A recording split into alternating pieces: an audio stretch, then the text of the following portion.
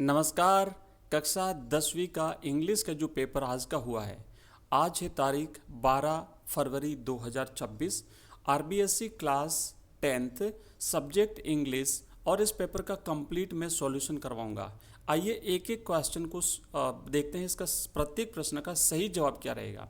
सबसे पहले हम यहाँ पर मैं आपको पीडीएफ के रूप में आंसर उपलब्ध करा दूंगा और ये पीडीएफ भी आपको शेयर कर दूंगा। तो पहला जो पैसेज है आपका, इस पैसेज में से आंसर देना है। ये एक पैसेज था जिसके आपको क्वेश्चंस जो नीचे दिए हुए हैं इसके आंसर आपको देने हैं। पहला प्रश्न है कि standing on Everest the writer was. जब राइटर एवरेस्ट पर खड़ा था तो क्या हुआ, तो आप लिखेंगे तो राइटर जो है was Jubilant and sad. Writer कैसा था भाई, जुबिलेंट था और साथ ही साथ सैड भी था।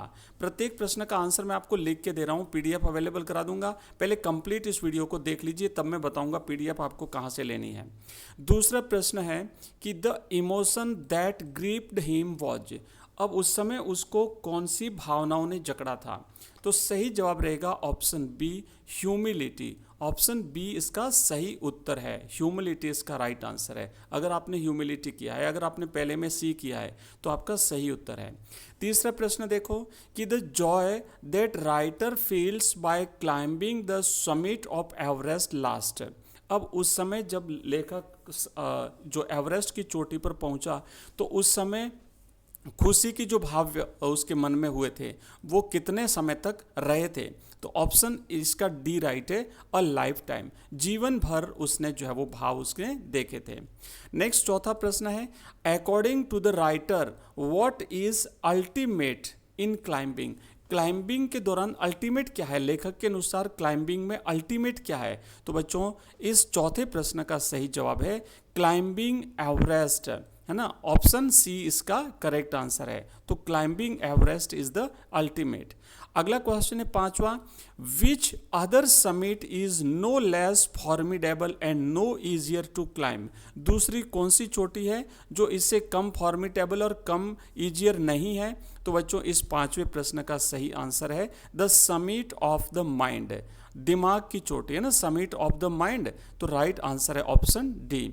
अब अगला छठवां प्रश्न है कि what changes you completely. What changes you completely, आपको क्या चीज़ है जो पूरी तरह से बदल देती है, तो वो है आपका एक्सपीरियंस। ऑप्शन बी इस प्रश्न का सही जवाब है। अगर आपने बी किया है तो आपका उत्तर जो है वो राइट है। अगला क्वेश्चन देखो सातवां, find a word from the passage that means. Passage में से वो शब्द ढूंढो जिसका अर्थ है, क्या अर्थ है, आपको किस शब्द का अर्थ ढूंढना है, the highest point of a mountain. किसी भी पहाड़ी की सबसे ऊंची चोटी जो होती है वो क्या कहलाती है, तो बच्चों सही जवाब ऑप्शन सी है इसका, उसकी समिट कहलाती है, चोटी कहलाती है। तो राइट आंसर क्या है, उसकी चोटी। अगला क्वेश्चन देखो कि find the word from the passage that means the opposite of Jubilant. Jubilant शब्द का ऑपोजिट वर्ड आपको पैसेज में से ढूंढना है। जुबिलेंट का ऑपोजिट क्या होता है, तो जुबिलेंट का ऑपोजिट होगा सैडनेस, है ना। Sadness is the right answer, तो ऑप्शन ए इस प्रश्न का राइट आंसर है। तो इस तरीके से आपने देखा कि हमने पहले पैसेज के सभी के आंसर कर दिए। एक बार फिर से मैं जल्दी जल्दी आपको बता देता हूं कि कौन से प्रश्न का क्या सही आंसर है। अगर आपने ये प्रश्न आंसर किया है तो आपका राइट है। पहले का देखो आप, पहले का सही जवाब है सी, दूसरे का सही जवाब है बी, तीसरे का सही जवाब है डी, चौथे का सही जवाब है सी, पांचवें प्रश्न का सही जवाब है डी, छठे प्रश्न का सही जवाब है बी, सातवें का सही जवाब है समिट ऑप्शन सी, और आठवें प्रश्न का सही जवाब है ऑप्शन ए। तो इस तरीके से 8 प्रश्न कंप्लीट हुए। आइए सेकंड पैसेज की तरफ चलते हैं और यहाँ पर दूसरे पैसेज के जो आंसर हैं वो भी मैं आपको इस पीडीएफ में बता देता हूँ। देखो पहला प्रश्न क्या है कि वेयर डिड लाइफ ओरिजिनेट। तो इस प्रश्न का पैसेज नहीं पढ़ेंगे, केवल आंसर बता रहा हूं मैं। तो आंसर इसका है कि it is believed that life on earth began in water. ऐसा माना जाता है कि पृथ्वी पर जीवन जो है वो पानी से शुरू हुआ था। नेक्स्ट देखो दूसरा प्रश्न, name some sources from where we get fresh water. कुछ ऐसे स्रोतों का नाम लिखिए जहां से हमें शुद्ध पानी मिलता है। तो आप लिख सकते हैं कि we get fresh water from rivers, fresh water lakes and underground shallow aquifers. तो यहाँ से हमें जो है वो क्या मिलता है, यहाँ से हमें स्रोत पानी जो है वो मिलता है। अगला प्रश्न है कि what are the areas where the rising demands for water are difficult to be met. तो अब यहाँ आपको तीसरे में लिखना है कि the rising demands in agriculture, domestic sector and industry are difficult to be met.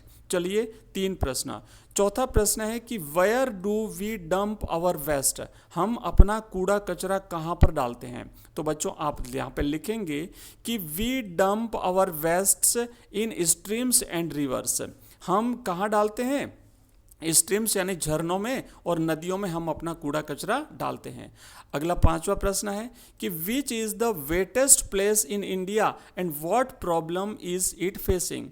तो सबसे वेटेस्ट स्थान जो है वो भारत में क्या है, सबसे वेटेस्ट स्थान है Cherrapunji. Cherrapunji is one of the wettest places but it is facing a serious shortage of drinking water, लेकिन यहाँ पर पीने के पानी की सबसे बड़ी कमी है। नेक्स्ट क्वेश्चन देखो, छठा प्रश्न है which form of fresh water is unavoidable to humanity. तो आप यहाँ पे इसका उत्तर लिखेंगे कि fresh water that lies frozen in Antarctica and Greenland in polar ice is available to humanity. And second last question है right the word from the passage that means similar to scarcity. तो scarcity का similar word आपको passage में से ढूंढना है, तो वो हो जाएगा शॉर्टेज। शॉर्टेज मैंने कमी, स्कार्सिटी मैंने कमी। और लास्ट क्वेश्चन है कि write the word from the passage which means opposite to driest. Driest का ऑपोजिट क्या होगा, तो ड्राइएस्ट का ऑपोजिट होगा बच्चों वेटेस्ट। ड्राइएस्ट का मतलब सबसे सूखा प्रदेश, वेटेस्ट का मतलब सर्वाधिक बारिश वाला स्थान। तो सही जवाब होगा आपका वेटेस्ट। तो अब आपने देखा कि हमने सेक्शन ए में 2 पैसेज थे, दोनों के सही जवाब आपको बता दिए। कंप्लीट पीडीएफ में हम आंसर आपको उपलब्ध करा देंगे। मैं आपको अभी मेरा नंबर दूंगा, उस नंबर पे आप मुझे व्हाट्सएप मैसेज कर देना।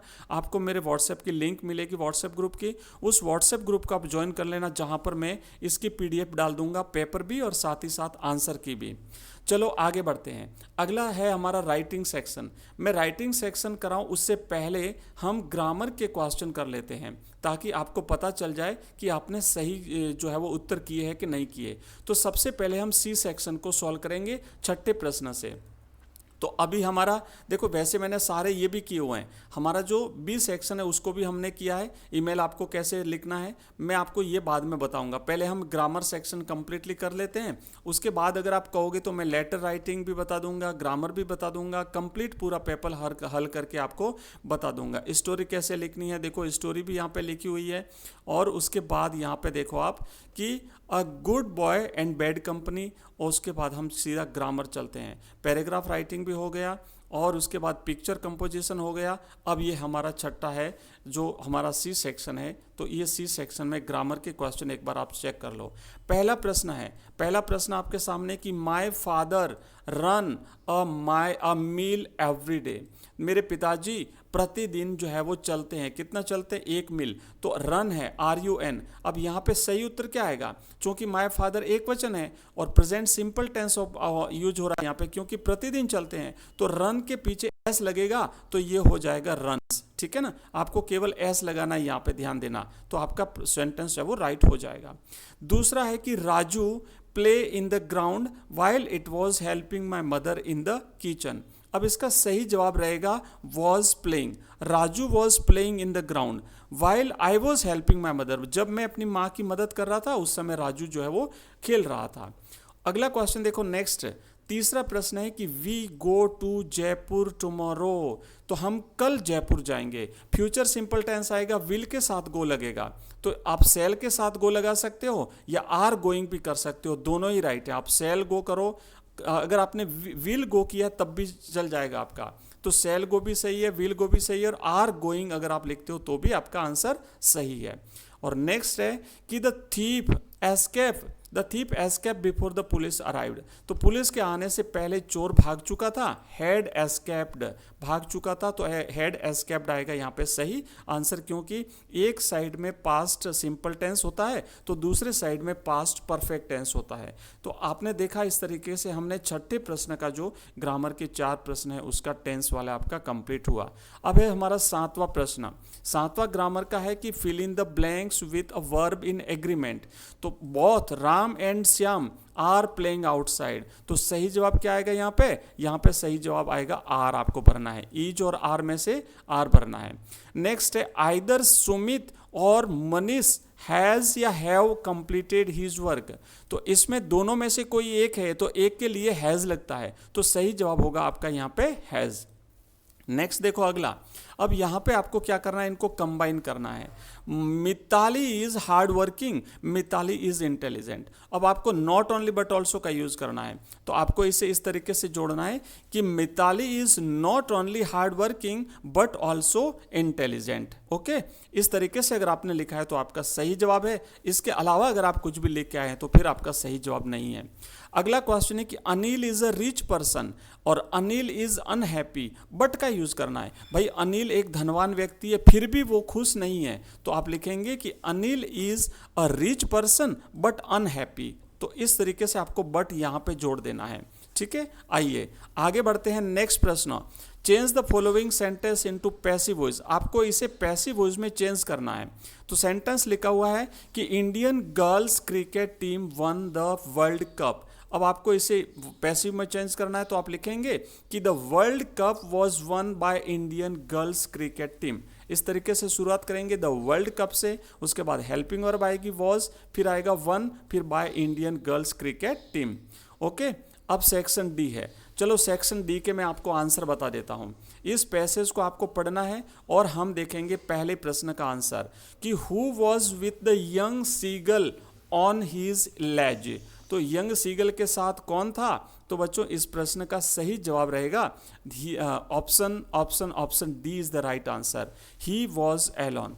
डी इसका सही जवाब है कि वो अकेला था, उसके साथ और कोई नहीं था। दूसरा प्रश्न है what he had been afraid to do. वो करने से, क्या करने से डर रहा था? टू फ्लाई, वो उड़ने से डर रहा था। तो ऑप्शन इसका क्या सही जवाब है? सी सही है। नेक्स्ट है what was stretched down beneath his ledge. उसके नीचे क्या फैला हुआ था? तो राइट आंसर क्या रहेगा यहाँ पे? ऑप्शन डी इसका सही जवाब रहेगा। उसके नीचे विशाल समुद्र जो है वो फैला हुआ था। सही आंसर है डी। अगला क्वेश्चन है कि what would not support him to fly. क्या चीज़ उसको उड़ने में सपोर्ट नहीं कर रही थी? तो हीज विंग्स, उसके पंख जो है वो सपोर्ट नहीं कर रहे थे। बी इस प्रश्न का सही आंसर है। अगला प्रश्न है कि how many brothers and sisters are young seagull had. उसके कितने भाई बहन थे? तो बच्चों राइट आंसर लिखना है कि he had 2 brothers and 1 sister. तो 2 भाई थे और एक उसकी बहन थी। And what happened when he attempted to fly. भाई जब उसने उड़ने की कोशिश की तो उसके साथ क्या हुआ? तो आप लिखेंगे कि he became afraid when he attempted to fly. जब उड़ने की कोशिश की तो वो डर रहा था। ओके, अब देखो नेक्स्ट जो अपना और वाला है, मैं इसके भी आंसर बता देता हूं। अगर किसी ने ये वाला किया है तो आप भी अपना उत्तर मिला लो, आपको पता चल जाएगा आपके जो है वो इस प्रश्न में कितने नंबर आ रहे हैं। प्रश्न है कि व्हाट वॉज ब्यूटीफुल। बताइए भाई इसमें से ब्यूटीफुल क्या था? तो बच्चों सही जवाब है द पोइम। ऑप्शन बी इसका राइट आंसर है, the poem was beautiful. Next प्रश्न है कि how many baby ducklings they had. उनके कितने बच्चे थे? तो 3 बच्चे थे। ऑप्शन सी इस प्रश्न का राइट आंसर है, ऑप्शन 3। नेक्स्ट है कि by whom the baby ducklings were beaten to death. किसके द्वारा उसे काट करके मृत्यु को प्राप्त हुआ? किसने काटा था? फादर स्वान। तो ऑप्शन इसका ए जो है वो सही जवाब है। अगला क्वेश्चन है कि what is mister Kissing's always making these days. तो इसका सही जवाब होगा बच्चों jokes. C is the right answer, है ना, C jokes is the right answer. फिर प्रश्न है कि what did mister Kissing add to the poem. उसने क्या जोड़ा? तो आंसर लिखना है कि mister Kissing added his own comments to the poem. अपने खुद के कमेंट्स ऐड किए। और नेक्स्ट प्रश्न है कि what did mister Keesing allow her to do. क्या करने का अलाउ किया? तो आप लिखेंगे mister Keesing allowed her to talk in the class. ठीक है, तो इस तरीके से हमने कंप्लीट किया है। अब ये सारे आपके बड़े प्रश्न हैं बच्चों। पीडीएफ में मैंने इन सबको शामिल कर दिया है। इन सब की पीडीएफ आपको मिल जाएगी। अभी हम केवल छोटे छोटे प्रश्नों का मैं आपको जो और बचे हुए हैं उनका आंसर करा देता हूँ, और उनका आंसर मैं करा देता हूँ। तो इस तरीके से देखो ये कंप्लीट हो चुका है। लास्ट में हमारा जो है ना 20वां प्रश्न, चूज द करेक्ट आंसर। तो पहला है कि how many daughters Ramlal had, Ramlal की कितनी लड़कियां थी। तो बच्चों आप यहाँ पे देखो 20वें प्रश्न का आंसर हम देखते हैं कि रामलाल के जो है, रामलाल के 18वां हो गया, उसके बाद ये रहा 20वां। हाँ, 4 डॉटर, राधा, मंगला, चंपा एंड सुलेखा। कितनी लड़कियां थी भाई, 4 डॉटर थी। अगला प्रश्न देखो कि who was the commander in chief of Mars space control, Mars space control में कमांडर इन चीफ कौन था। तो great and mighty think tank, option C इस प्रश्न का सही जवाब है, great and mighty think tank. Next प्रश्न है कि Richard H Ebright was encourage to become a scientist by his, किसके द्वारा। तो सही जवाब रहेगा तीसरे का, हिज मदर, उसकी माँ के द्वारा प्रेरित किया गया था। ठीक है, third is C is the right answer, उसकी मदर। अगला प्रश्न है कि what does Horace Denby like to collect, Horace Denby क्या कलेक्ट करना पसंद करता था। तो expensive books, B is the right answer, वो एक्सपेंसिव बुक्स जो है वो कलेक्ट करना पसंद करता था। एंड लास्ट क्वेश्चन है कि हु वॉज मिस्टर हैरियट, बच्चों मिस्टर हैरियट कौन थे। तो वो थे वेटरनरी सर्जन, वो एक वेटरनरी सर्जन थे, सी इज द राइट आंसर। और इस तरीके से ये आपका ये पेपर कंप्लीट हुआ है। अगर वीडियो पसंद आया है तो चैनल को सब्सक्राइब करना है, वीडियो को लाइक करना है और अपने ज़्यादा से ज़्यादा दोस्तों के साथ शेयर करना है, क्योंकि हम आपके सारे पेपर्स हल करवाएंगे। ठीक है, आने वाले सारे पेपर्स हल करवाएंगे। मिलते हैं अगली क्लास में, थैंक यू।